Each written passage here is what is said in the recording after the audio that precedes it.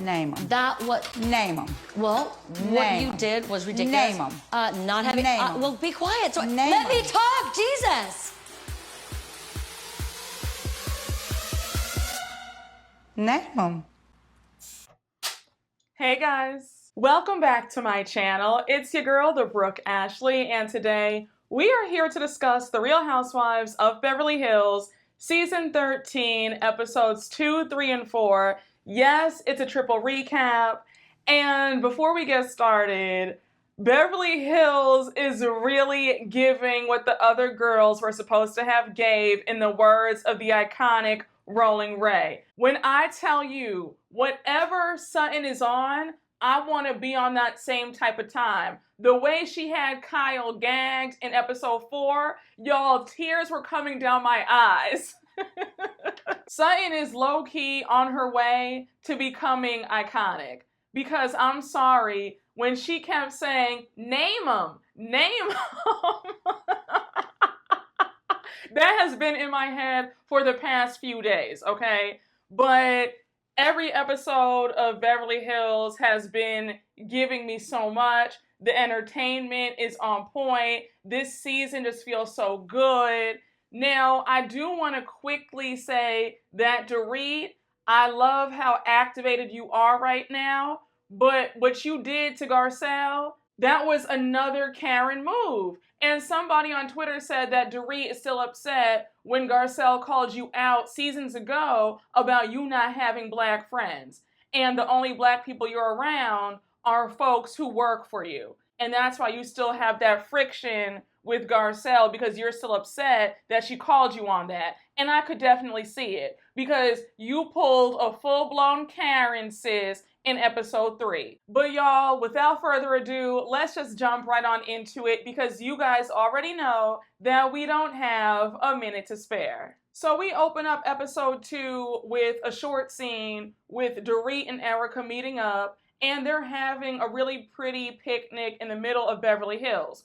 So it was Dorit's idea. She's trying to get this apology from Erika, and Erika's like, you know what, girl? I don't want to rehash it, but I do apologize for what I said about you and PK at BravoCon, because I do want to make things right between you and I, because I don't have that many friends. I'm glad that Erika came in with an apology and not with more excuses, because I couldn't have gone another episode with her dragging this out. So Dorit is happy for the apology, and she goes on to say that her and PK were having a difficult year in their marriage, so when Erika said that, it stung even more. So Erika goes on to say that had she known of their marital issues, she would have never said a thing. And Erika, my thing is, whether you know or not, some things just shouldn't be said out loud. That was a real asshole move of you to say that Dorit and PK are next in terms of getting a divorce. Why would you say that about your friend? Now, we learned some more things about Dorit and PK's marriage during this time.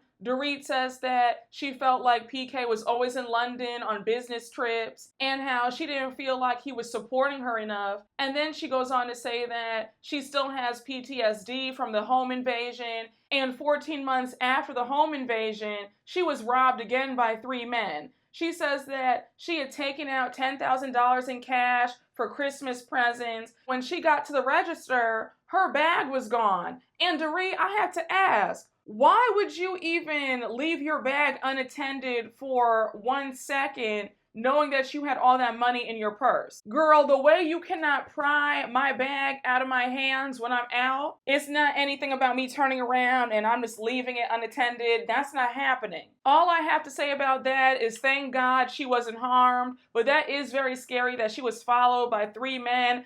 Again, I'm like, Dorit, you might need to start traveling with a bodyguard or something, because you have a home invasion 1 year. Now you're getting followed by these men, getting your purse stolen. I'm like, girl. We now jump to a short scene with Sutton at home. She's on FaceTime with Garcelle. They're discussing their upcoming Vegas trip, and they're excited because they're throwing a 40th birthday trip for Crystal. So they're like, we hope that she has fun. Garcelle says that she hopes that this trip takes the stick out of Crystal's ass.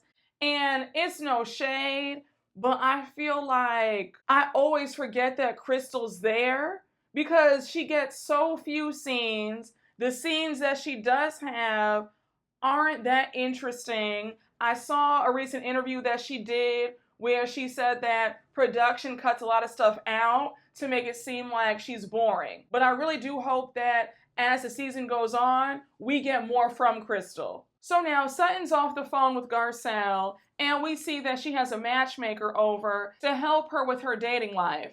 So the matchmaker's name is Alessandra, and Alessandra's asking her why does she think that she's still single. And Sutton says that she's intimidating at times, she's intelligent, she doesn't dress revealing, and that she's a bit quirky. Then she goes on to say that her ideal man is tall, handsome, smart, and then she says, we'll talk about the wealth later. Now, Sutton, you need to find somebody evenly yoked with you in the wealth department, especially if you do want to remarry, because you are a woman with a very vast fortune, and y'all know how I feel about women, especially wealthy women, dating or marrying down. I always think that it ends in disaster. So I'm like, girl, you need to talk about the wealth part immediately. That's actually the first thing you should talk about. But Sutton revealing that she doesn't get asked out on second dates, I mean, I'm not surprised. And Sutton, it's no shade, but again, we'll talk more about that later on. I'm like, girl, you might need more than a matchmaker. I'm just saying, Sutton. I'm just saying. So we jump on over to Kyle and Dorit. Now, I thought it was so funny because Dorit thought that they were hanging out to grab some lunch, but they actually weren't. PK planned this whole surprise for their anniversary at the Four Seasons, and that's where Kyle is taking Dorit, but Dorit has no idea. And a quick side note, Kyle's new Range Rover is stunning. I know that Range Rovers have a lot of mechanical issues, but those are gorgeous cars. Like, chef's kiss. I don't care what anybody says, a Range Rover is a hot girl car. It always has been. Like, it's just such a status symbol. But let me get off of that. But gorgeous car, Kyle. And she got the brand new one. It was like the Range Rover autobiography. I think they said it was like, what, $165,000? I said, I know that's right. This is what I want to see. I don't really want to see people's moms taking their cars back, i.e. on Salt Lake City. Hey, Monica. It's clear that Dorit got tired of being called boring because not only is she activated this season, but she's definitely trying to get Kyle and Mauricio's storyline out there. She's like, hey girl, I feel like there's something going on with you. Kyle's playing dumb. So Dorit's like, girl, don't play dumb with me. I just sense this feeling of heaviness every time I'm around you. Is everything all right with you and Mo? So Kyle's dancing around the question, and then she says that it's just been stressful and how Mauricio's been really stressed out with work. So Dorit points out that they used to always have double date nights all the time, and now her and PK barely ever see Mauricio or Kyle. Now, any other time, I'd be like, Dorit, stop pressing her. She doesn't want to answer you. But I have to admit, I'm very fascinated by this whole entire thing because I never in a million years would have ever guessed that Kyle and Mauricio would ever break up. I just knew that she was madly in love with him, the same with him when it came to her. So to see them now just at each other's throats, I'm kind of like, girl, I want to know all the tea too. And Dorit was not letting up. She said, have you ever thought about your life without Mauricio? And Kyle almost crashed the car. She said, girl, what makes you ask that? So Dorit says, well, lately on Instagram, you don't post any pictures with him. It's either with you or you and your friends. So Kyle says that she just needs some freedom and some space. And Dorit looked at her like, girl, what? Like, what do you mean freedom and space? Away from your husband? So Kyle gives another half-assed response, and she's like, look, I just want to get away from everything. Dorit says, you know what? It's obvious that you're hiding something. I'm not going to press it, but I'm here when you want to talk. But then she says that she's not buying what Kyle's selling her, and she believes that there's more. Now, again, I appreciate Dorit's efforts to try and get the tea, but I'm glad that she eventually did stop, because you could tell that Kyle did not want to talk about this further. So they pull up to the hotel and Dorit's like, wait, what's all this? So Kyle's like, girl, just come on, it's a surprise. And Dorit does not like surprises because she wouldn't let it go. She's like, Kyle, why are we here? I thought we were having lunch. And Kyle's like, again, girl, it's a surprise. Just shut up. Let's go to the room and calm down. Now, when they got to the suite, PK had sent over some flowers and champagne and chocolate. And Kyle's like, does this remind you of a certain movie? And Dorit's like, wait, it does. Is this supposed to be Pretty Woman? And Kyle's like, yeah. And Dorit's reaction, she was not happy at all. She's like, what? Like, what is he trying to say? She was not impressed by this. She starts worrying about the kids. She's like, who's watching the kids right now? What's going on? And I just said, Dorit, obviously, if PK planned this surprise, don't you think that he figured out the child care? Like, let's just be real right now. I was getting so irritated. I said, Dorit, can you stop being so ungrateful and just be happy? My God, she wouldn't stop whining. Even Kyle was like, girl, PK planned this whole surprise for you. Just go with it. And Dorit, I was so happy when you called your kids up and your daughter said, Mama, we're in on the surprise. Just enjoy yourself. Stop calling. Relax. And I said, thank God, because Dorit was doing too much. And you would think that Dorit would have been happy when the glam squad came to do her makeup and hair, and then when the stylist came to bring the rack of dresses, and Dorit was like, oh, they're red dresses. I don't like for anybody to style me. And also, since I'm a designer, I know all about the stitch and the cut. They were looking at her like, girl, if you don't pick one of these red dresses and sit down. Dorit was wearing me out. I said, listen, I understand that everybody does not like surprises, but this is a fun surprise. Just go along with it. Put a smile on your face. There are worse things in the world. But Kyle leaves. Dorit's getting ready. Now it's a few hours later. PK pulls up in a red Ferrari, and Dorit comes down, and she looked really pretty. So it was cute because PK had gotten this diamond necklace as a loaner, because I know Dorit and PK, with all their financial issues, do not have $5 million to spare on a diamond necklace. Honestly, every time I see PK and Dorit, I always think of that expression, robbing Peter to pay Paul, because I just feel like, how are they making it? I could see them being in so much credit card debt. They're just floating things around from one credit card to another, trying to make it work. But I get the impression that whatever comes in goes right back out. So now they go off to a private dining room to eat their dinner. And I thought that Dorit was going to show appreciation, and instead it was the complete opposite.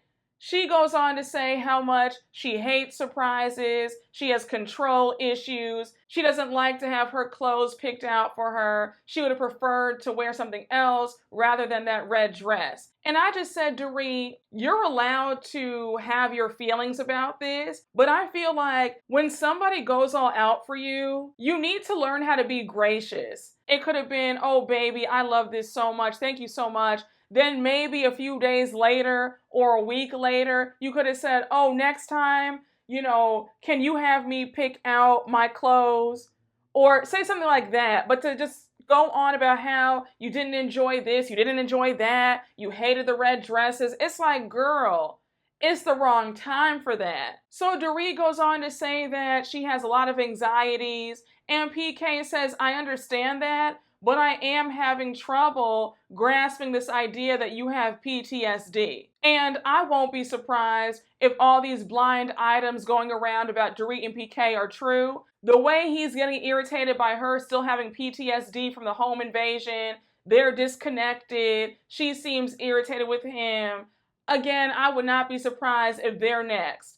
And remember, it was either In Touch Weekly or People Magazine who reported the story a few weeks ago that they had separated. Where there's smoke, there's fire. But with this interaction on their anniversary night, I just say, yeah, I won't be surprised to hear that they're next. And for everybody, myself included, who felt like Kyle and Mauricio might be using this as a storyline. When I tell y'all, there is nothing fake about this at all. They are going through it. And it was really painful to watch them interact with each other. Kyle cannot stand this man. It's almost like she can't even bear to be around him for more than 5 seconds. Her body language towards him, her facial expressions, like her whole face, she just seems so disgusted by him. So they're in the kitchen getting things ready. They have the food all set up. And I think Mauricio made a joke. He's like, oh, hey, Love Bean, I haven't seen you in a while. So Kyle's like, you say that every time you see me. And I was like, damn. Back in the day, just last season, you would have been all over him, kissing him, hugging him. And now you damn near want to curse him out. Like, why are you saying that? I was just like, this woman hates him. So Kyle says that they've always been in sync, always been on the same page. But lately it feels like they're not on the same page. And she blames it on his work schedule. She says that the agency has consumed all of his time and how pretty much the agency is the other woman. And I just want to stop here and point out how fast our tunes can change. Because back in the day, in the earlier seasons, Kyle and Mauricio, they were doing well, but they were not doing as well as they're doing now.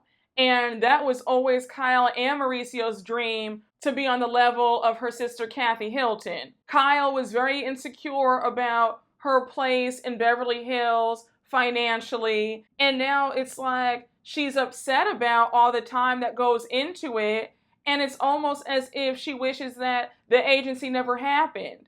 And it shows you how you can wish for something for years, you finally get it, and then you realize that it's not all that it's cracked up to be. I think Kyle feels like at their age, they're in their 50s, and I think she expects Mauricio to slow down, and he's like, I'm just getting started. So we see all of Kyle's girls there, Portia's friends are there, their family's there, Mauricio's parents are there, and we see Mauricio off to the side telling his friends that he hasn't been home in a minute. He's been traveling. He's been back and forth to New York, Aspen. He's opening up another office in Portugal, and how they're going to be opening up another office in Mallorca, and he can't wait. So at this point, Portia's downstairs, and it's time for everybody to eat. So while everybody's making their plates, Mauricio's mom pulls Kyle to the side, and she's like, Kyle, can I ask you something? So Kyle's like, yeah, girl, like, what's going on? So Mauricio's mom says, I've been seeing a lot of stuff in the news lately about you and Mauricio separating or divorcing. You've been seen without your wedding ring. Is everything all right between you guys? So Kyle's like, oh my gosh, we're fine. I was coming from the gym. I wasn't wearing my wedding band, but the paparazzi caught that picture of me and they went wild with all these stories. So now Mauricio's mom's like, okay, cool, because I even texted Mauricio, like, are you guys all right? It's just too much. So Kyle's upset at this point, and she goes on to say that, yes, they are having a hard year, but that picture without her wedding ring is not the cause of their issues. The way Kyle was so rattled by her mother-in-law, she's like, that's not what I expected to hear right now. I don't know why she would ask me that at my daughter's birthday party. And I said, Kyle, she's just concerned. I feel like in-laws or your own parents would ask you if you're a public figure and they keep hearing news about you and your spouse splitting up. Now, mind you, the interactions between Kyle and Mauricio have already been super tense. Kyle's been super dry to him. But now here's where things really go left. Alexia makes a joke about Farrah having a tattoo, and Farrah's like, no, it's a fake tattoo. I'm just testing it out to see if I really want to get one. So Kyle jumps in and makes a joke, and she's like, yeah, Farrah's testing it out, unlike me. Now, Mauricio looked livid when Kyle said that because he doesn't want his parents to know that any one of them have tattoos. So now Kyle whispers to Mauricio, she's like, do your parents know that I have 5 tattoos and you have 1? And he says no. So now you have Kyle pulling her in-laws to the side, and she starts to ask them if they know that she has tattoos. So Mauricio's mom was like, I really don't care. So Kyle's like, oh, really? So Mauricio's mom's like, no. So she wants to know if Kyle has Mauricio's name tattooed on her. And Kyle's like, oh no, I don't believe in that. That's a jinx. Now, it's one thing to tell your business, but to go and tell someone else's business, that's where it's a problem. Kyle made the mistake of telling her mother-in-law that Mauricio also has a tattoo. And Mauricio's mom, she looked calm, but you could tell that she was a bit annoyed hearing this. And now Kyle's like, oh wait, you didn't know that? And his mom is like, no. So Kyle's like, you know what? I'm just kidding. I actually don't know. I don't think he has one. I just said, Kyle, it's too late to try to backtrack now. What's done is done. You opened your mouth. You told Mauricio's business. So it is what it is. And you're not a good liar, sis. Mauricio's mom was looking at you like, girl, you already told his business. It's too late to try to hide it now. When Kyle went into that kitchen to light the cake and she had to tell Mauricio what she had just done, Mauricio was pissed. He was like, why would you do that? What's wrong with you? I wanted to tell my mom that I had a tattoo. That was not your place. So Kyle's like, but it doesn't matter. Your mom doesn't even care. She's really cool with it. And Mauricio said, that's not the point. I wanted to be the one to tell her that I had a tattoo. I said, Kyle, you have to own up to it, baby. You were wrong. I don't care how you try to slice it. That was not your place to tell Mauricio's business.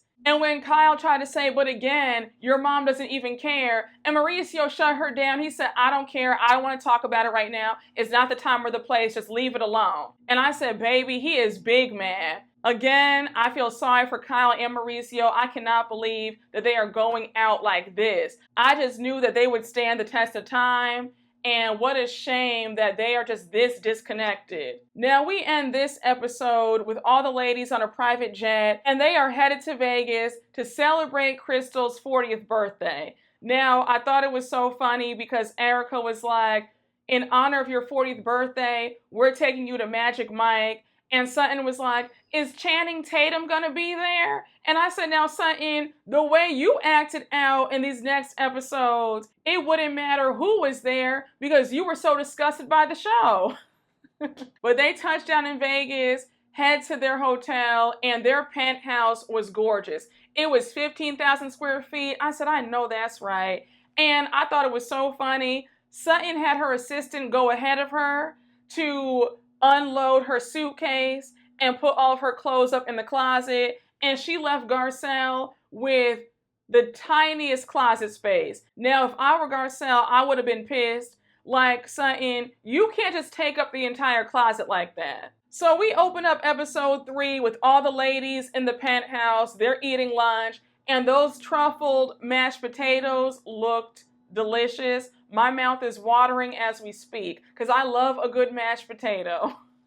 Garcelle had me screaming. She said, guys, let's wrap this lunch up. I don't want to eat. I'm here to meet men. They were all like, girl, what?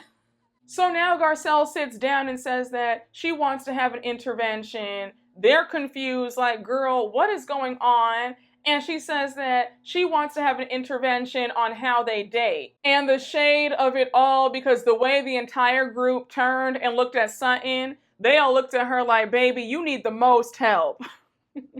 So Garcelle points out that they all go on dates, but they don't get second dates. Now, you can tell that Sutton's feelings were hurt because Sutton was like, well, you don't even go on first dates, so when you get a first date, then you can talk to me about a second date. I was just like, yeah, she was definitely upset about that because you could tell that she was really irritated by Garcelle insinuating that she's a horrible dater and is getting no action. And I was just like, you have to be careful when you joke around with people, even your friends, because if you strike a nerve, if you hit on one of their insecurities, it can go the opposite way. And it's clear that Sutton is a bit insecure about her lack of a romantic life. And I didn't feel like that was a time or the place for Garcelle to bring that up. So Sutton says that her first dates are great. And Kyle's like, well, I'm not understanding. You go on these great first dates, you kiss on these dates, so what's going on? Dorit wants to know the same thing. She's like, yeah,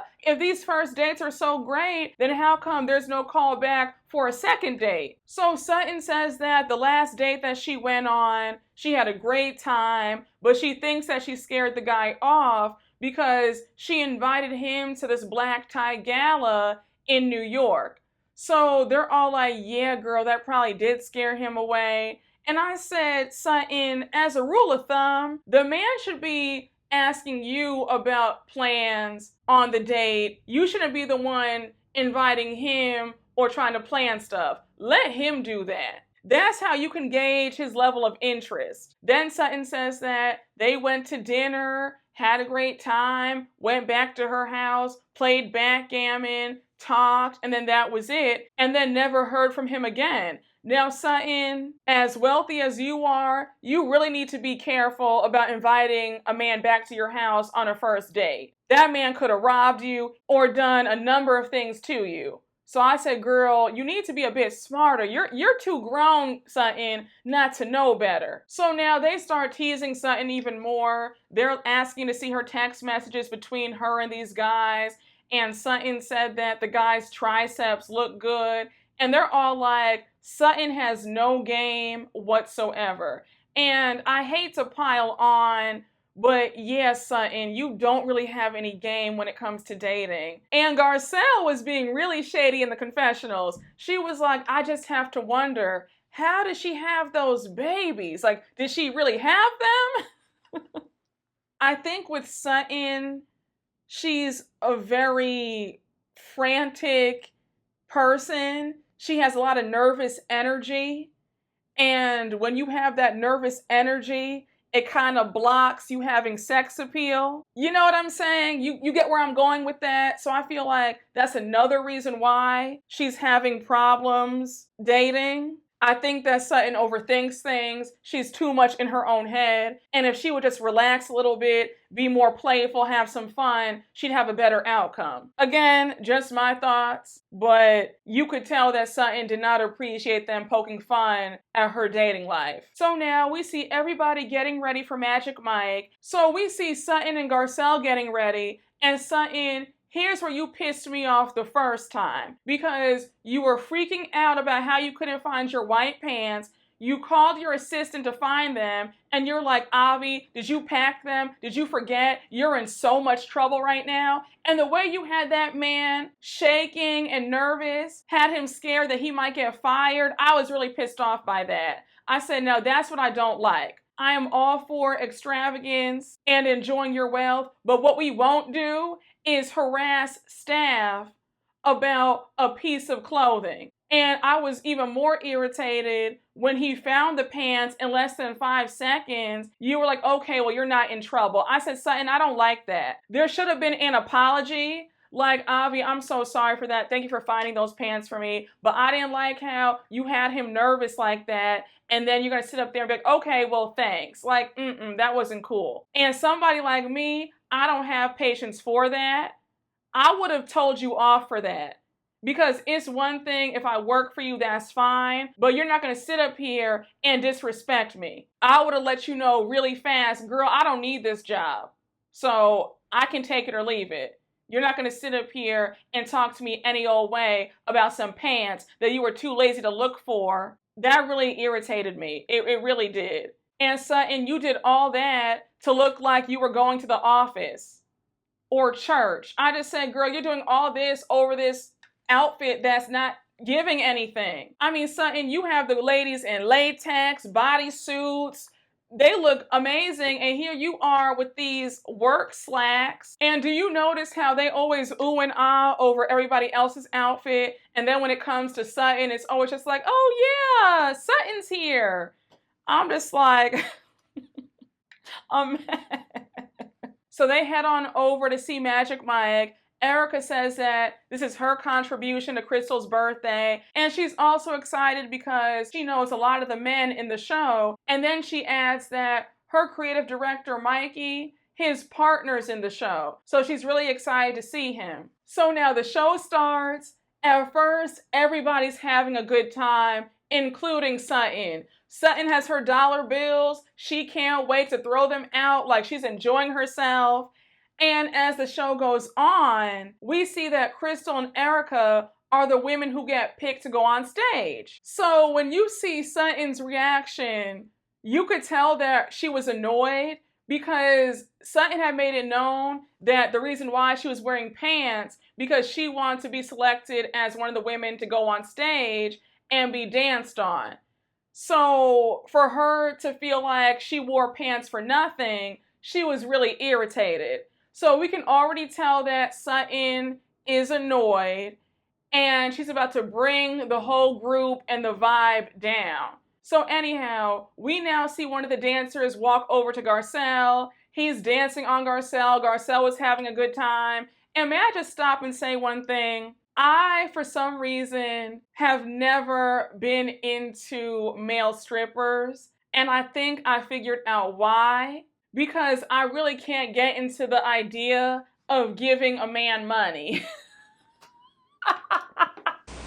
No. That is not my portion. That is not my ministry. And Sutton looked disgusted when she saw Garcelle enjoying herself. I was just like, Sutton, if you're a bit jealous and just say that, why don't you call one of those men over to have them dance on you? I just said, I can't stand people who just can't have any fun. And Sutton is low-key a stick in the mud because I said, girl, what did you think it was going to be? So now we cut right back to Erika and Crystal on the stage. You have the dancers dancing on them. They have them on the floor. And at this point, the dancers open up their legs. So when I tell you that Erika was loving it, she had her tongue all out. She was just ready for it. And now at this point, Sutton is disgusted. She is covering her mouth, shaking her head. At one point, she turns her whole body and she's like this, like, I don't even want to see this.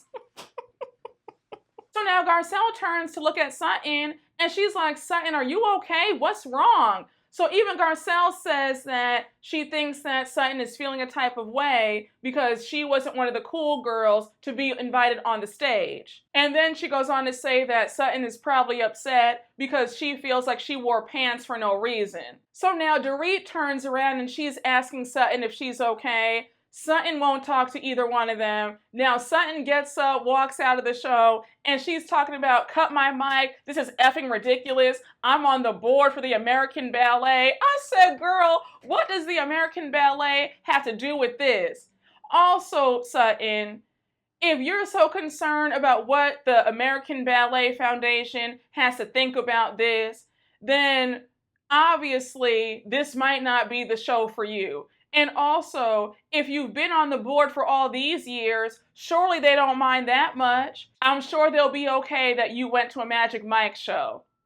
I just said, Sutton, here's where you lose me because you were doing too much. And it's one thing if you're not having a good time, but you bring the mood down when you're storming out and you're cursing and upset. It's like you have to learn how to control yourself in group settings.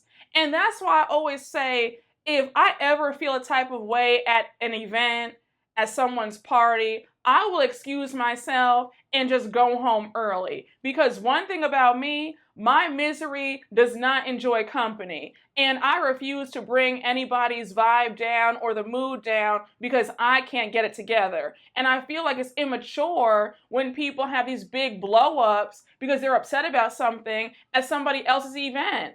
I just feel like it's Crystal's birthday. Just have some fun. If you're that uncomfortable, excuse yourself politely and then go sit in the lobby, go sit at the bar and have a drink. It reminded me of how if you've ever been out with a group of girls and everybody else is getting hit on except one person in the group and that one person is upset, they're storming off, They're making a scene because they feel undesirable. That's what it gave with Sutton. So now Garcelle leaves to check on Sutton. She's like, Sutton, come out the bathroom. I want to talk to you. What's going on? Are you okay? So Sutton's like, I didn't like that. Watching my friends on the stage opening their legs and men are in between their crotches. And Garcelle was like, but how does that affect you? These are grown women.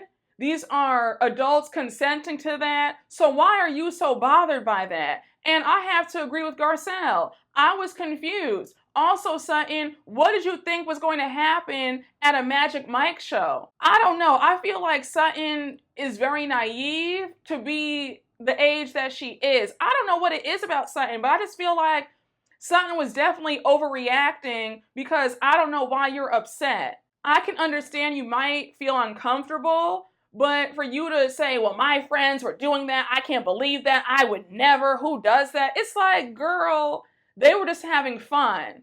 They consented to that. So again, I'm not understanding how you're getting so worked up about this. And when Sutton said, well, you guys can have fun, but I live by a different standard, I said, honey, miss me with all this self-righteous BS. If you live by a different standard, you wouldn't be on this show at all. Let's call a spade a spade. Again, Sutton, I feel like you were insecure and you felt undesirable and you were upset that you didn't get picked, and that's why you lashed out and left. So now Kyle meets Garcelle and Sutton in the lobby, and she's like, Sutton, what's going on? So Sutton is like, I did not like seeing that, my friends spreading their legs open. So Kyle's like, well, girl, you would have been really upset had you seen what they did to me. So we see that Kyle was on the stage and they put whipped cream on her and licked it off. So Sutton's like, well, that's not that bad. I'll take that over seeing people spreading their legs open. So we all know that Garcelle and Sutton are super close, but even Garcelle was getting irritated. She says, now this is crazy even for Sutton.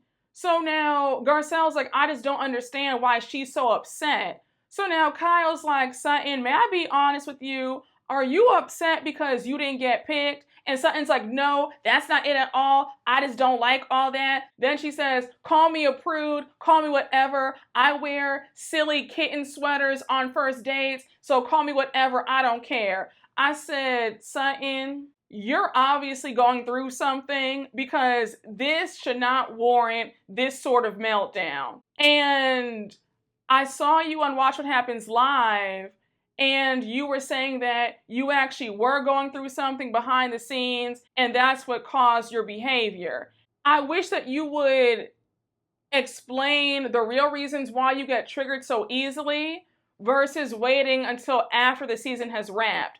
Because you looked crazy storming off and cursing and having this kind of reaction about a Magic Mike performance. Again, if you're not into strip clubs, then maybe just pass the next time the group wants to go. But I think that it's unrealistic to not expect that some sexual things are going to happen at a male strip show. Like, I don't know. I just feel like Sutton is a bit too naive because I don't know what she was expecting. So Kyle says, you know what, Sutton? You can walk away without making a big scene. Her and Sutton go at it, and Sutton's like, Kyle, just shut up. So Kyle goes on to say that she's still not believing Sutton's story about how she was so disgusted by the opening of the legs. She thinks that Sutton's upset that she didn't get picked. So Sutton clarifies that it's not that, it's about having integrity. I said, girl, if you have all this integrity, then why'd you join this show?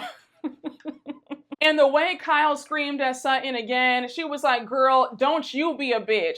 I thought that she was going to push her because we know that Kyle does get handsy with Sutton like she did last season when she grabbed Sutton's arm. And now we cut back to Erika and Dorit still at the show. They're backstage and they both say that they had a great time and that it was an amazing show. We cut right back to Sutton, Garcelle, Kyle, and Crystal in the Sprinter van. And they're a bit worried for Sutton because they're like, when Erika gets back on this van, it's about to be World War III. I already know she's about to curse Sutton out for Sutton's outburst. So now we see Erika and Dorit walking back to the Sprinter van, And Erika had me in tears. Erika said, look at Sutton sitting there like she's Judge Judy. So Erika's back on the van and she's actually calm. She doesn't curse Sutton out. And so you have Sutton saying, look, Erika, I just didn't like all that spread eagle stuff. That was too much for me. And Erika's like, honey, we're all adults. It was all in good fun. So now you have Sutton still talking about how she did not like how they were on that stage with their legs spread open. And now Crystal jumps in and she says, but how do you feel about the fact that we're consenting adults and we had fun and we don't care? How are you angry about something that had no effect on you? And look, I'm aware that everybody's different. Everybody's not as free, and that's fine. But I just feel like, Sutton, you were out of order to bring the night down by that outburst. If you were that uncomfortable, you could have said, hey, Garcelle, I'm going to just go out in the lobby and I'll wait for you guys to come back out. But for you to say, this is ridiculous, I don't like that, I have integrity, that's not needed. You were doing a lot. Period, point blank, end of story. There's a way to handle things. Again, I'm fully aware that everything is not for everybody, but she went about that the wrong way. Now, when they sit down for dinner, Sutton does apologize for her behavior, and Erika says, it's okay, it's all good. Now, they were all shocked. They were like, this is a brand new Erika, because the old Erika would have been holding that grudge and would have cursed Sutton out for how she acted. So now we see Garcelle interject, and she tells all the ladies that she plans on having lunch with her son Oliver tomorrow and she can't wait to see him. And it's clear that Garcelle wants to go a bit deeper with these ladies when it comes to her family, but she kind of stops herself. And now Dorit jumps in and she says, Garcelle, I don't want to speak out of turn, but I do remember you sharing with us a few years back how you and your son had had some issues in the past, and all you can do is just show him love. And so Garcelle doesn't really receive it. She says that she's still uncomfortable talking about her family with these ladies because of what happened last year. And I could definitely understand Garcelle feeling a type of way because what happened last year was completely unacceptable. So of course, it would not be a dinner if they did not play a game. So they break out this sexy card game. Dorit reads the first card. I think it was, what song is your favorite to have sex to? I think Dorit said Boys to Men. I don't know what song Sutton said. Kyle said some rock song. I forgot, but they're all naming their favorite songs. And the way these ladies would not let up on the shade, Kyle said, I expected Sutton to say the Nutcracker. Now, I had the Bravo Bros on my channel a few days ago, and we were discussing Beverly Hills, and Shooter made a great point about at this dinner, it was obvious that Sutton was trying to overcompensate and now be like one of the girls during this conversation, because when they got to the next question, I think it was, how many times do you have sex a day? And Sutton says that if she had a boyfriend, she would have sex twice a day. And I felt like it was just interesting that Sutton now wants to be all, fun and free, when before she was just having a meltdown about the Magic Mike show. Even the ladies weren't buying it. Erika was like, honestly, I think that Sutton is probably horrible in bed. And now they have to answer another question. I think it was, how many sex toys do you own? Sutton says that she has a lot. She travels with them. And again, it just felt like Sutton was trying to overcompensate because of how she acted just 10 minutes prior. And Sutton's answers definitely caught me off guard, because I was thinking, I expected Sutton to say, well, I'm not going to answer that. I'm a lady. I don't answer such things. So when she actually answered and played the game, I said, oh, okay. Girl, which one is it? I don't know. One minute Sutton is the biggest prude. Then the next minute she's actually playing this sex card game.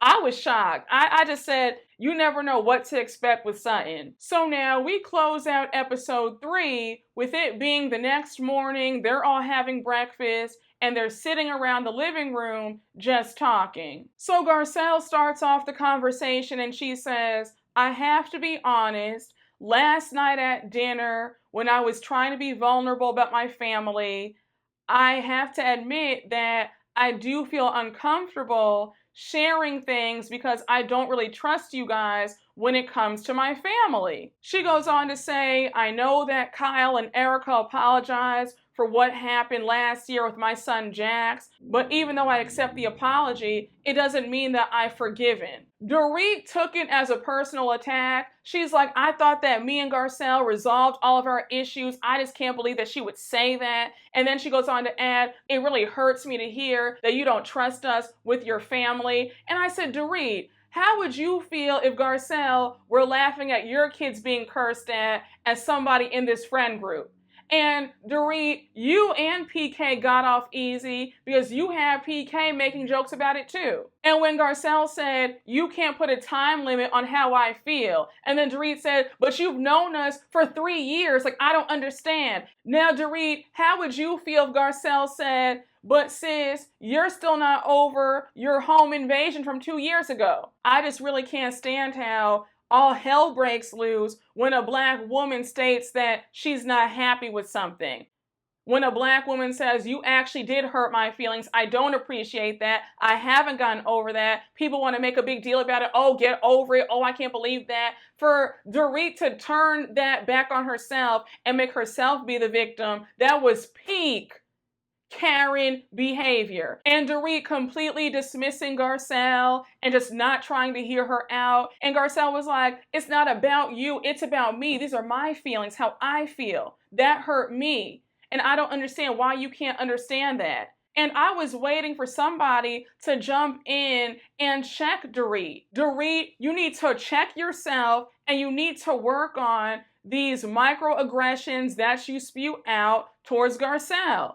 You do it often. You always center yourself and make yourself out to be a victim. The same way you're allowed to be hurt and express yourself, Garcelle has every right to do the same thing. So we end the episode with Dorit saying that she's going to withhold her feelings now because obviously Garcelle's still upset. And then we see Garcelle storming off. And Garcelle is better than me because I really would have went off on Dorit. So now we get to episode 4 with everybody getting ready for the day. And we see Dorit calling PK up. She's letting him know what happened the night before. She's like, we went to Magic Mike. Crystal and Erika were on the stage. And Sutton had a whole meltdown. And PK had me screaming. He was like, somebody should have told Sutton that Mary Poppins was down the street. But PK reveals that he had dinner the night before with Mauricio and they had a good talk about their marriages. And he's like, yeah, Mauricio was telling me that him and Kyle are really struggling. So now we cut over to Kyle talking to Mauricio, and just the difference between how PK and Dorit were talking to each other versus how Kyle and Mauricio were talking to each other, it was like night and day. Kyle was so dry to him. She was like, hey, what's up? I heard that you went out with PK. How was it? He's like, oh, yeah, we had a great time. And Kyle was like, okay, great. Do you want to tell me what you guys talked about? Like, she's just so irritated. So Mauricio's like, yeah, we talked about marriages and how me and you are having a rough patch right now. And she's like, yeah, cool. So did you get Portia to school on time? And I just said, damn, Kyle. Kyle is really over this man. And it was really bad because when they hung up the phone, she didn't even say, I love you. She was like, okay, bye.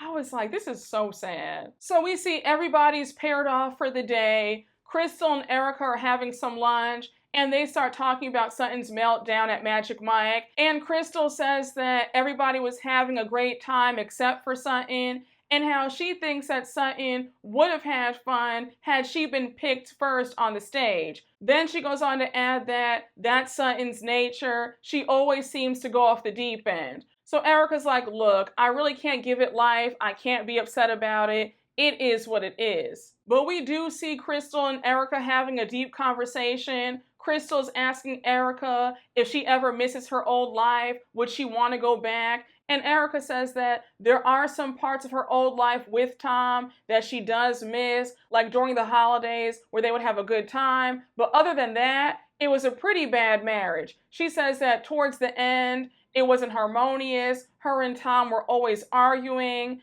And we're not surprised to see it. We could see the lack of love. We did not see any chemistry between you and Tom. It was very clear that you guys both wanted out. But she does go on to add that she is looking forward to having some normalcy in her life because the last 2 years have been a mess.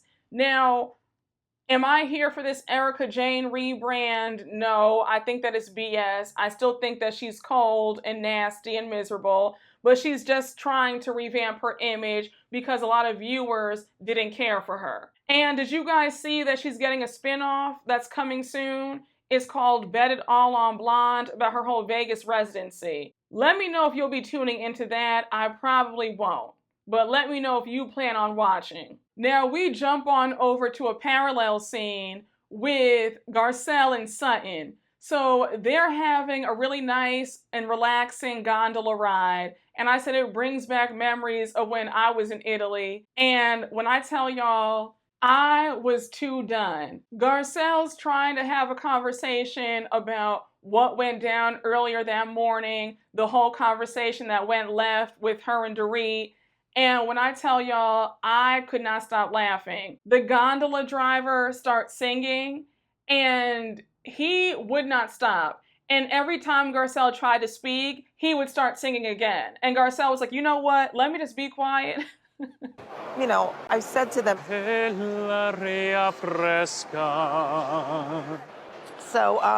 yeah, I had said, you know,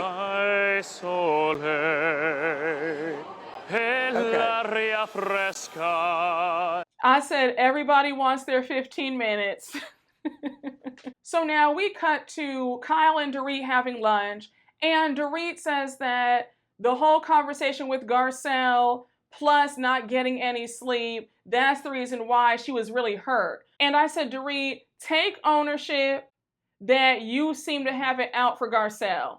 That's it, and that's all. I just don't understand why you're having trouble grasping how Garcelle feels. You know good and damn well that you would still be upset if Garcelle were out there laughing at your children. So again, miss me with all this, oh, well, that hurt me, and, you know, she has a right to be honest, but it just still hurt. Girl, nobody cares about your hurt. It's about how Garcelle feels. So now Dorit brings up Kyle's drinking, how she just can't believe that Kyle really isn't drinking anymore. And she goes on to ask if she stopped drinking due to the fight with her sister.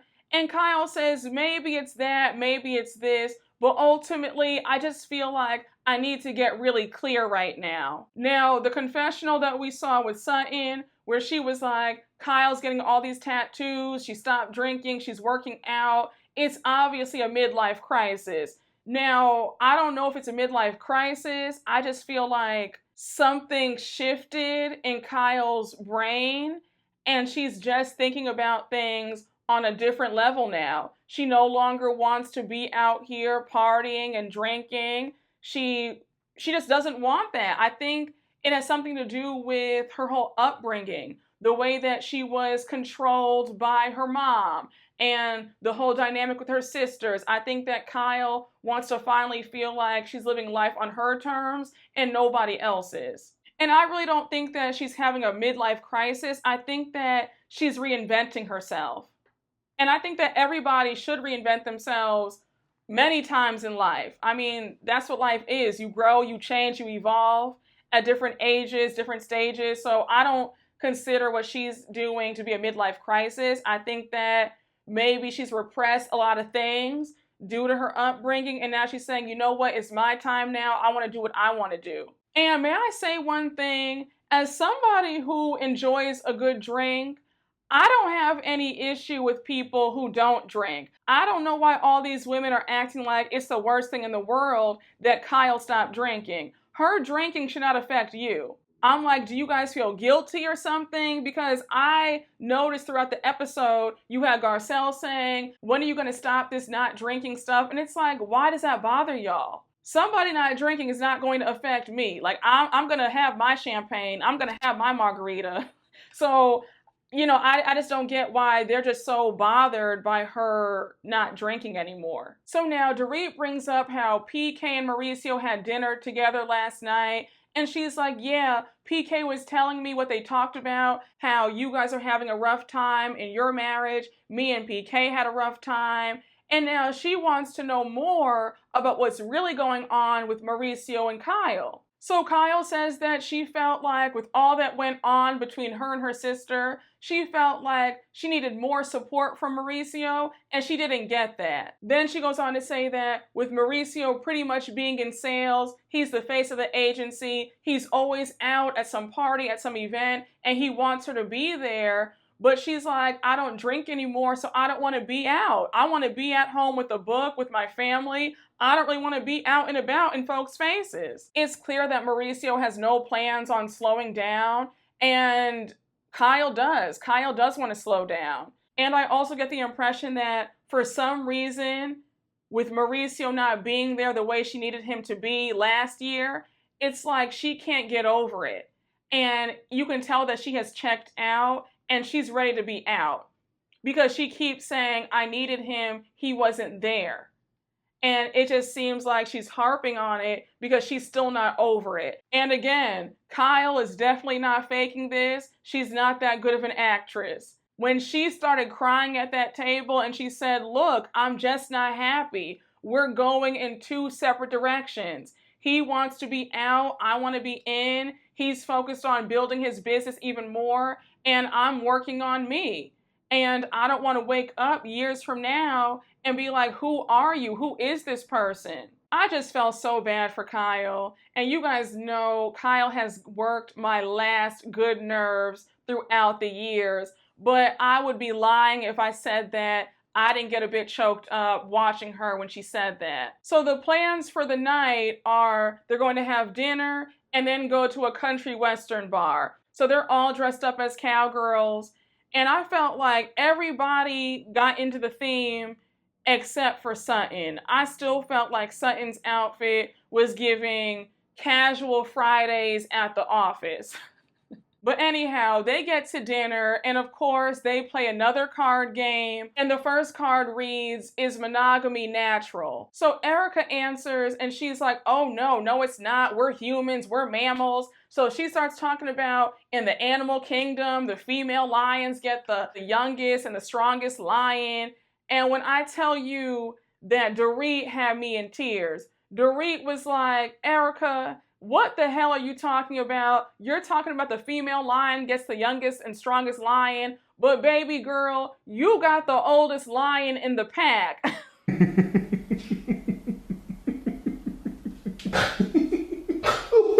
So now Garcelle reads the next question and she's like, this one's for all my married ladies. Is cheating a deal breaker? If your husband cheated one time, would you let it go or would you stay? Now, I noticed that Crystal didn't even answer. I was dying to know what she had to say about that. And now I think Kyle says she doesn't know. And she's like, over the years, me and Mauricio have addressed all these rumors about us. People get this impression that I would let him cheat, I would turn a blind eye, and that's not the case. Now, Kyle, I don't know if I believe that. I've always gotten the impression that you love Mauricio so much that you would turn a blind eye. I always got those vibes from you. But seeing that you and Mauricio are separated right now and you're doing your own thing with your friend Morgan Wade, I don't even think that you would care about him going off with whoever. But I just feel like Kyle gave us a non-answer because I wanted to hear her outright say, yes, I would stay, I would forgive him, or just no. She just said, well, honestly, I don't know. Now, in my opinion, Dorit didn't really answer the question. She was like, I would go Lorena Bobbitt on PK if he ever tried it. And I said, but girl, the question is, would you stay? Because there are women who will go crazy on the man, but they'll still take him back. So I want to know, would you still stay with him after you did all that? Y'all know my answer. It's shout out to everybody. I have fun. Oh! Shout out to everybody. I have fun. I gotta be good.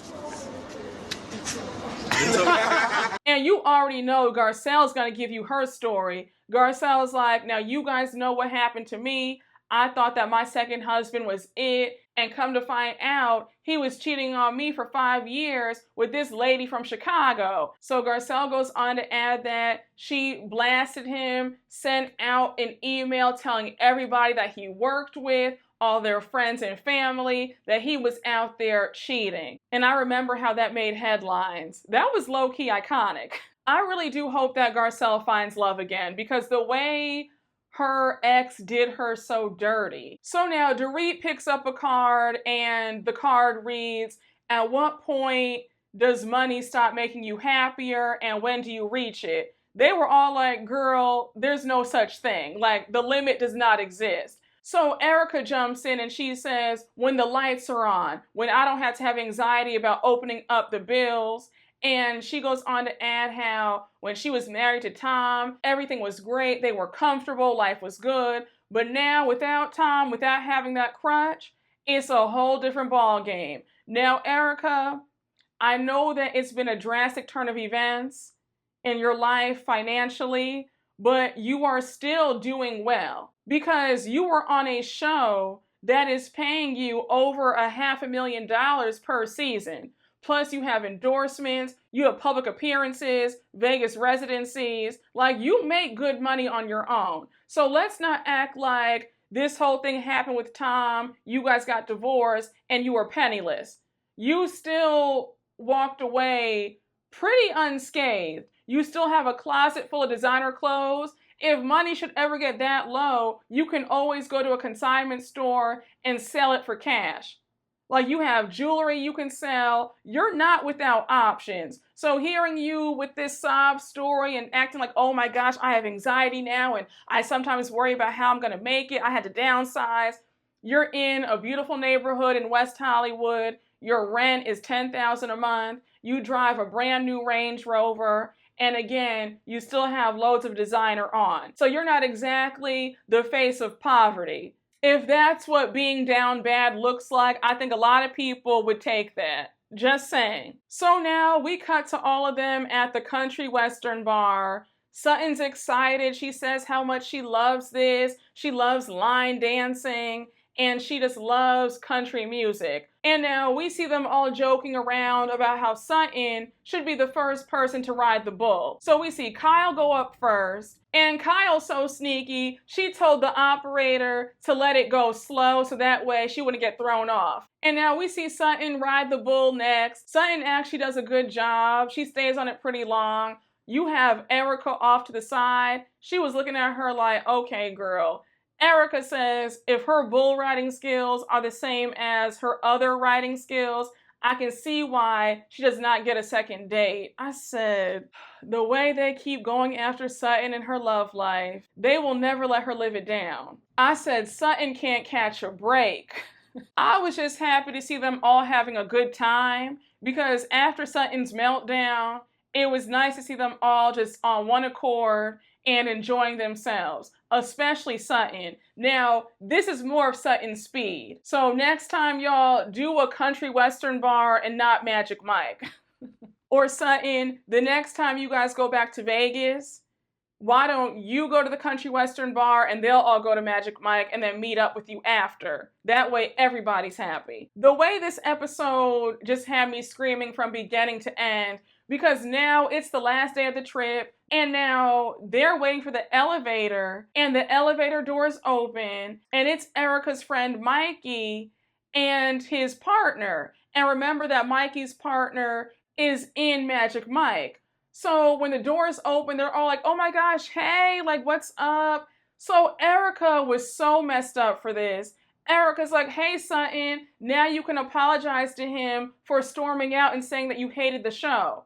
Now, I said, Erika, that was really evil of you to do because that does not affect him in the least bit. He had no idea that Sutton stormed out. Why would you say that? And that's how I know that you're full of it, acting like you're turning a new leaf. You're not. You still have it out against Sutton. That was so uncalled for. You did not need to point it out to him that Sutton did that. and then to put him on the spot like that? Who does that? So Sutton's like, no, I had a great time. It was a great show. I just didn't like all that spread eagle stuff on the stage. That's it. But again, it was a great show, and I do want to come back. And you could tell that Sutton was so livid because she was like, Erika, don't put words in my mouth. I never said that I hated the show. I just said I didn't like the opening of the legs. That's it. Once again, Erika, that was really nasty of you, and I would have cursed you out because how dare you? How dare you put me on the spot like that? And second of all, nobody had to know anything had you not opened your mouth. And it's a bit of delusion for you to say that Sutton has treated you poorly for the last 2 years. So now this was God saying, well, here's your payback. I said,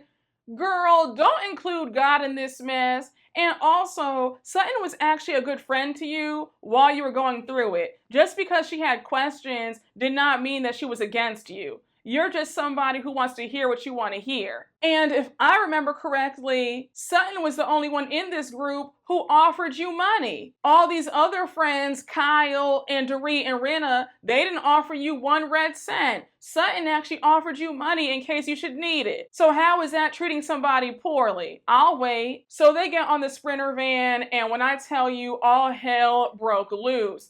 Sutton is livid. She's like, that was a shitty thing to do, Erika. You purposely wanted to embarrass me. So Erika justifies it by saying that they were all having a good time except for her. And Sutton says, just because I didn't want to stay, how does that affect you? So Erika says that Sutton made it a big deal, how she stormed off in the lobby. And now Sutton says, well, that's not fair, Erika. All the times that you've stormed off and caused a scene. And that is a fair point. Because Erika, you have lashed out at several of these women at various times. So now Kyle jumps in, and one thing about it, Kyle is going to always twist the knife in Sutton's back. She's like, look, Sutton, you were a bit unhinged that night. So now Sutton starts sobbing. She's like, you know what, guys, you're right. I'm sorry. I ruined the night. Please forgive me. I'm just really sorry. Child, Dorit was trying to intervene and play peacemaker, and the way Sutton kept snapping at her, she was like, Dorit, just be quiet. Sometimes silence is golden. So now you have Dorit and Garcelle get into it, and Garcelle says, Dorit, I really wish that you had gone after Sutton that night. I feel like it's always me. I feel like I'm always the one who has to go and calm Sutton down. And it would be nice if somebody else would do that for a change. So I think somebody asked Garcelle if she tried to calm Sutton down. And Garcelle's like, I'm her friend. I'm not her therapist. Now, Dorit, I have to get you again. When you were like, Garcelle, calm down, don't raise your voice. And I said, but you're talking to Garcelle with a raised voice. It just feels like Dorit has this thing every time she talks to Garcelle, and I don't like it. Dorit, you've got to stop trying to police Garcelle's feelings, her tone, because it's coming across a certain way. And I still did not forget, what was it, season 11? When you called Garcelle a bully. You've got some Karen-esque tendencies, and I need you to check that now. I don't want to keep having the same conversation with you in 2024. So now the ladies are back from Vegas, and we see Erika and Garcelle meeting up for lunch. And I just want to stop right here and just say, Garcelle, I'm sort of getting the impression that you really want to be in with the cool girls. Because I just felt like the way you were cozying up to Erika, the conversation that you guys were having, it just felt like you've been dying to get in close because Rinna's out. And my whole thing is, I would be standing 10 toes down on it's F Erika for life. Because the way Erika treated your son, the way she treated you, she was calling you a see you next Tuesday last season, talk about, oh, I don't like Garcelle. She had Lisa Rinna laughing at you. So that would not be easily forgiven or forgotten. So they're talking about the Vegas trip. Garcelle brings up her gripes with Dorit, how Dorit pretty much didn't let her express herself and her feelings. So Erika's like, you know what? You guys will come around eventually. Give it some time. But I do see you guys getting back on track. So Garcelle goes on to say that she's really enjoying this new Erika. The new Erika is less guarded and more fun. And I just said, Garcelle is feeling like you trying to get in with Erika now. It just seems like you're giving her a lot of grace. And I don't know how I feel about this. And I thought it was interesting when Garcelle brought up the whole Sutton drama in Vegas. And she was like, Erika, I thought that you were going to flip out on her that night, but you did do it later on when you made her apologize to the dancer. So Erika's like, look, she was having a good time. She had those dollar bills in her hand, and then she completely flipped and hijacked the moment. So Garcelle agrees and goes on to add that instead of focusing on Crystal and her night, we're all worried about Sutton. So then she says that maybe it's time for her to step back a bit and let Sutton fight her own battles. Now, I feel like the writing is on the wall about Garcelle and Sutton's friendship, because Garcelle, there's just no way that I would be saying, well, maybe it's time for my friend to fight her own battles when we've been really close. The other ladies have both shut us out. I don't know if I would say that. It's just giving a desperation to be in the Fox Force 5, and now you want to low-key distance yourself from Sutton. That's what it feels like. It's feeling like the cool girls are now talking to me, so let me jump in and ditch my good friend. And also, if we're friends, I'm not going to talk about you to somebody that I know you have a rocky history with. So we get to the final scene of the episode, and we see Kyle going over to Sutton's house for some tea and some conversation. Now, I want to say this right now. Somebody needs to put this scene up on the Housewives Mount Rushmore, because this scene was flawless. Sutton had Kyle so shook. I had to replay this scene about 10 times. That's how hard I was laughing. Whatever Sutton was on in this scene, I want to be on that too. So Kyle's like, hey girl, how are you feeling after Vegas? So Sutton says, well, I was having fun until Erika purposely tried to embarrass me. So she starts imitating Erika, and Sutton had me yelling. The imitation of Erika, I said, oh, Sutton's a fool for this one. She was just like, hey. I can't even imitate Sutton imitating Erika. That's how funny it was, y'all. Y'all, there were tears streaming down my eyes. Kyle was staring at Sutton like, girl, have you lost your mind? So Kyle interrupts and Sutton says, no, I'm not done speaking. I said one thing about it, Sutton is activated. Here's how I know that these women watch us content creators. Because when Sutton said, I had a revelation and I realized that Kyle is not my true friend. She does not have my back. She will never have my back. And she's never had my back. And I said, Sutton, I'm glad that you're waking up. We've all been trying to tell you this for several seasons, but I'm glad that you finally got it. So Sutton says, go ahead, Kyle, defend your friend. You obviously don't defend me. And now Kyle's like, are you okay, Sutton? Are you all right? Like, you're really pissing me off. So Kyle says, look, Sutton, I have to be honest. You do have a habit of losing it about ridiculous circumstances. So here's where Sutton steals the entire show. She says, name them. She keeps saying name them. She's like saying it like a broken record. She's like, name them, name them, name them, name them. Name them. I Name them. don't know if you're okay, actually. Name them. Are you okay? Name them. Stop doing that. You're being incredibly, incredibly rude. So Kyle's like, will you stop saying that? Like, it's really annoying. You're being really rude. So Sutton says again, name them. And it was almost like Sutton was on something. She would not stop saying name them. She said it about 50 times in under a minute. So Kyle starts naming them off. She's like, when you had that meltdown at Rena's house, you didn't bring a gift. Then you said that Crystal's leather pants were ugly. Then you lost it in Lake Tahoe. You're always losing it. Then Kyle says, you weren't okay in Vegas and you don't seem okay now. And baby, we end it with a to be continued. But when I tell you guys, I replayed this last scene for a good 20 minutes straight. I could not stop laughing. Sutton had me in tears. That's how good this last scene was. I said again, Sutton has solidified herself as a bona fide Real Housewife because that scene is iconic. It's going down in history. The fact that she just kept saying, name 'em, name 'em, name 'em, and Kyle completely lost it. Like, that was a masterpiece. You couldn't write that. Like, that was just off the cuff. Sutton, chef's kiss. You might have showed your ass in Vegas, but you made up for it at your house, getting Kyle all flustered. But guys, everybody on Beverly Hills is clocking in and understanding the assignment, and I am here for it. I cannot wait to see how the rest of the season unfolds.